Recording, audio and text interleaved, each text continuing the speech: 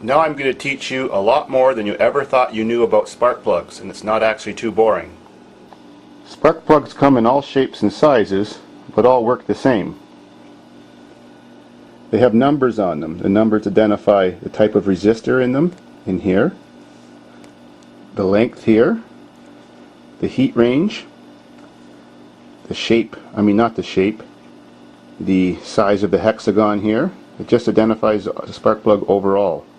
Almost every spark plug has a number in its code. Not every time, but most of the time the number means the heat range. A lower number means it's a hotter spark plug, and I'll explain now what that means. This particular spark plug is a very common one for off-road machines, snowmobiles, 4-stroke engines, 2-stroke engines, dirt bikes, quads, even street bikes. It's a number 7, which is considered a little bit hot, but that's actually the way I like them. Here's a number 8. Well, it runs a little bit cooler. That means that the way the insulator is designed and the length that it travels down, that space that's around it in here, dissipates more heat into the body of the spark plug, which then goes into the block of the engine, and that makes the tip run a little bit cooler. Well, in some ways that's an advantage, in some way that's a disadvantage, and I think for off-roading, if you're not doing extreme riding, that's a disadvantage. You see, this one's got a lot bigger space around it and a lot longer depth inside, so there's not the area to transfer the heat away to the spark plug and then to the block, so the tip runs hotter. Well, the advantage of the tip running hotter is it stays cleaner longer. There's a strong potential that your spark plug will last longer before fouling up. Now, the reason why they give spark plugs heat ranges is because they protect your engine. They're designed that when they get too hot, like your engine runs out of coolant, or you're idling too long, or there's not enough airflow, or you're driving it just too hard, or there's too much pre-ignition because the timing's set wrong, that it'll get so hot that the little tip will glow red, and this little tip too.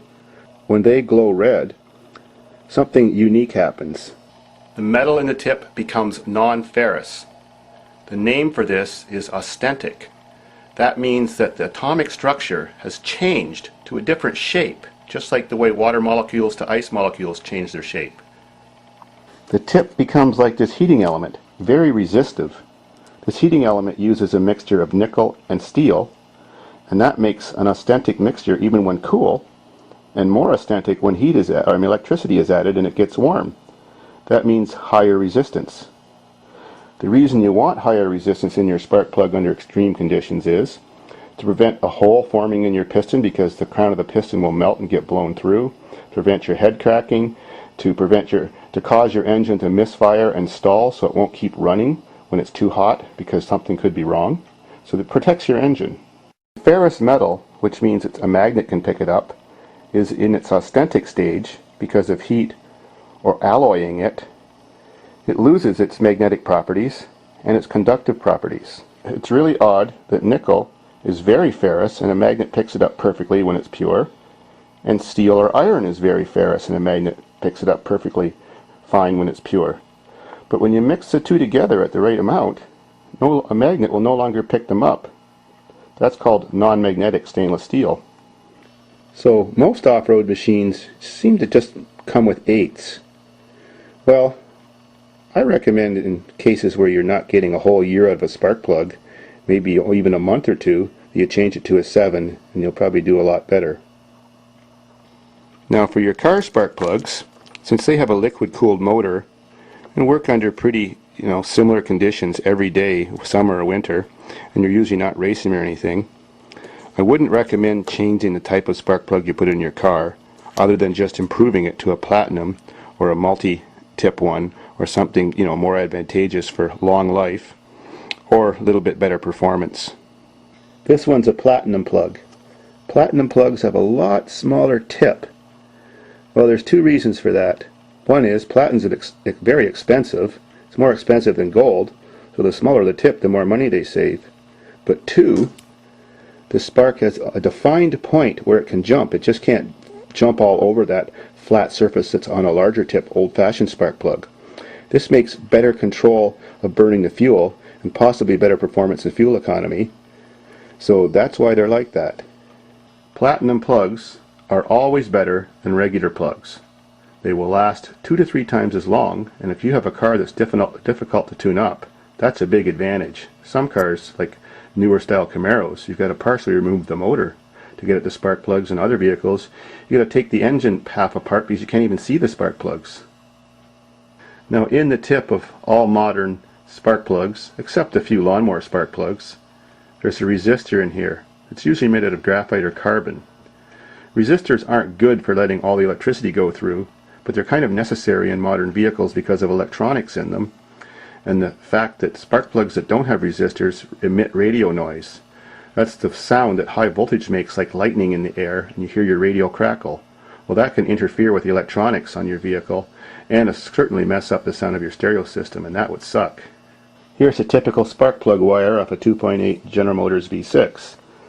Well, they're actually not wires. They're called high tension leads because they don't actually contain any wire. I cut this one open. You can see this little cable inside that carries electricity. Well, that's made out of a polymer substance, like a plastic, impregnated with graphite, which is a pretty good conductor. So it's actually a resistance wire. But since there's so little load going through there, the resistance doesn't have much effect on the voltage output at the end.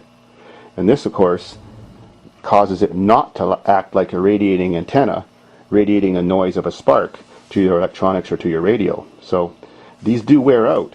Because this isn't actually a wire, the longer you use your engine, the more miles on it, the higher the resistance this cable gets.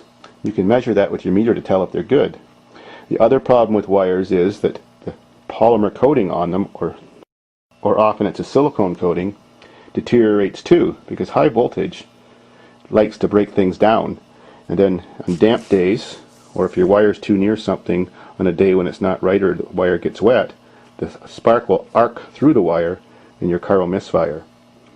Now, to test your spark plug wires to see if they're good or not or need changed, except for the plastic part of them or the silicone part of them, you set your meter to K ohms. That means thousands of ohm scale. You can see the little K. Well, this particular wire is reading 11.4 K ohms, so that's 11,400 ohms resistance. That's at the borderline of being good. The way I kind of judge spark plug wires, if they're under 12K, they're considered good. Of course, it depends on the length of the wire too. The longer the wire, the higher the resistance. The shorter the wire, the lower the resistance. If this was a very short spark plug wire, say one of those ones that's about this long, the resistance might only be 3 or 4K. If you have a vehicle that's multi-cylindered and every time you step on the throttle, it has like a rhythmic hesitation, like tut-tut-tut-tut-tut-tut, that most likely means that there's a burnt spot inside this cable on one of the on one of the wires of your engine. So when the engine's not running fast, the spark is able to jump the burnt spot in the gap and the car runs smooth. As soon as you accelerate hard and the RPMs pick up and the compression in the engine increases because you've got wide open throttle, all of a sudden the spark can't jump that gap, and I'll explain why. Air is an insulator. Spark does not like to jump through air. Sparks love to jump through vacuums. But the more you accelerate, the more air that's getting in your engine, and that is more of an insulator between the gap of your spark plug. And then, of course, the next problem is your piston compresses that air, so then there's 10 times more air or 9 times more air compressed between that gap because of the compression ratio. So that's why ignition coils, or whatever you want to call them, produce so much electricity, such a high voltage, like average around 30 to 35,000 volts. Well, that kind of voltage can make a spark that can jump around an inch. But you wonder why it has a hard time jumping that little gap under these conditions.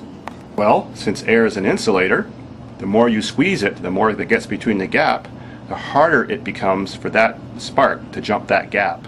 So if you make your gap a little bit too big, then your car might misfire. Or if the plug is heating up too much and becoming austenitic, the plug might misfire. Well, here's a typical distributor cap. If you think your car is misfiring, the best thing to do is identify which cylinder it's misfiring on. It's not a good idea on many cars to pull off the end that goes to the spark plug because that wire is still live. If you pull it off while it's running, you'll get a shock very often.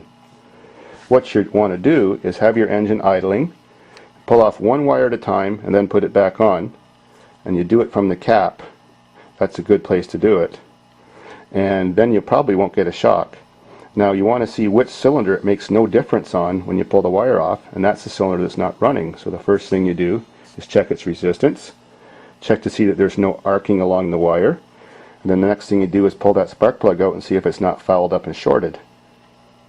On many modern engines, the spark plug wire has this extension thing on it. That's because it's got a hemispherical head.